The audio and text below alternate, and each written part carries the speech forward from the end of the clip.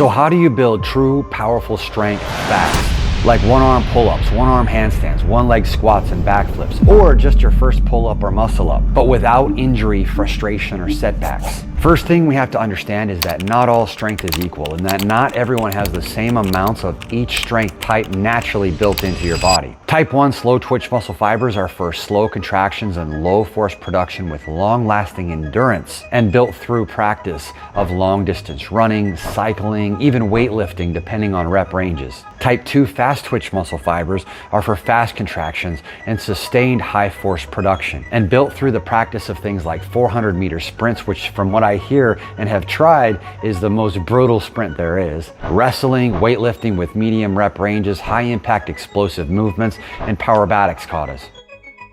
Type 2X fast glycolytic muscle fibers are for extremely fast contractions and short, high force production and built through practice of short sprints, very heavy lifts, or vaulting, tumbling passes, and singular explosive jumps. I hope you're okay with me skipping to the end, but here's 4 critical keys. You don't build the moves you want like one-arm pull-ups, one-arm handstands, one-leg squats, or your first pull-up or muscle-up, not necessarily because you lack strength, but you're trying to do things that require muscle types that you don't have, or you have the muscle types but don't have the flexibility, or you don't have the connective tissue strength, or something else even more important I'll say in a sec.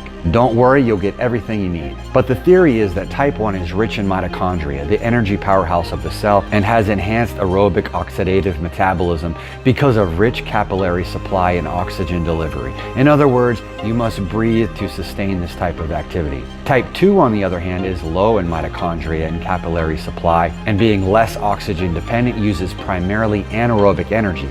This is why it cannot be sustained indefinitely. Type 2X is also very low in mitochondria, uses anaerobic energy, and can produce exceedingly great amounts of strength in a very short amount of time. Now, a common myth is that high-impact Type 2X training is hard on the joints and creates injuries and isn't sustainable. This myth is keeping you from attaining strength and skill you could otherwise possess. In fact, the opposite is true. High-impact training actually builds these things. Increased joint stability because the fast twitch muscle fibers act like dynamic stabilizers around the joints, preventing instability. Stronger tendons and ligaments. Improved joint lubrication. Neuromuscular efficiency and coordination. Increased shock absorption, reduced joint compression weakness, enhanced blood flow and recovery, hormonal and anti-inflammatory benefits like anabolic hormones like IGF-1, which contribute to tissue repair and reduce joint degeneration. Now, I've done this kind of training for over 32 years, but was surprised to find some of these details as I began researching. It makes sense though and helps show why people who are only doing yoga or only doing weightlifting or only jogging often are the ones complaining about these very things. It's like, come to find out, fat isn't the problem like the food industrial complex's propaganda would have you believe. It's high processed carbs and sugar intake that is. In the same way, when you're training for powerful skill, aka the fat, it is actually good for your body and it is just naturally adapting to the demand, which at the end of the day is good enough for me regardless of what the lab coats say. Here's the deal though, it must be done in balance. For example, when me and the boys are doing ninja strength work, we'll do single reps of one-arm pull-ups, but there's also many sets of multiple muscle-ups and then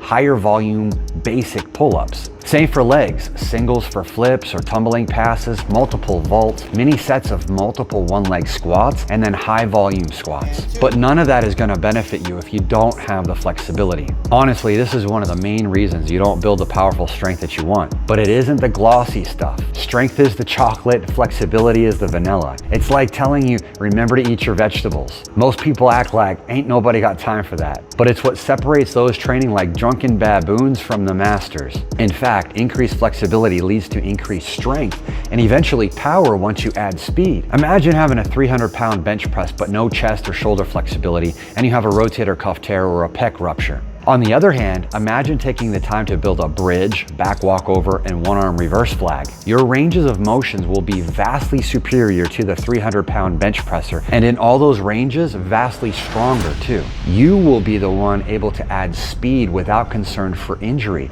which is what most people get concerned about. Your body can actually handle the forces and won't snap, you see? Now, all of that is absolutely meaningless if you don't have connective tissue strength. Your tendons, ligaments, all of your fascia, fascia must be strong and work together to keep everything intact. Some of it is gentle, like building skin the cats, whereas others is more extreme, like vaulting, doing high bar swings or ring swings, or learning a kata or dana combo with a flare or a flip. But this is where everything comes back full circle. It's the conclusion and continuation of the circle of the yin and yang. But you know what overrides all of this? You know what overrides even the boys in the lab coats? Your mind. And I don't mean your brain. I mean that inner spirit that drives you to new levels. So much information, science, data, knowledge, and worry leads to overanalysis and overthinking. It also leads to breakdown mentally and physically, fear, disease, and injury. But the most important thing for building powerful strength fast, without injury, frustration, or setback that I promised I'd tell you